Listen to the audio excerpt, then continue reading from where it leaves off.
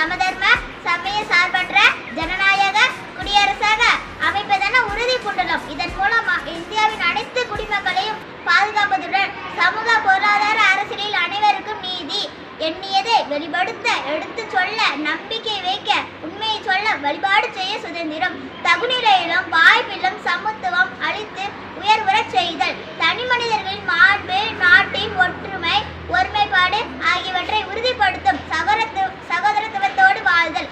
இந்திய அரசமைப்பு சட்டத்தை 1949 ஆண்டு நவம்பர் திங்கள் 26ஆம் நாள் நமது அரசியல் நிர்ணய அவையில் ஏற்றுக்கொண்டு நமக்கு நாமே வழங்குகிறோம். நன்றி.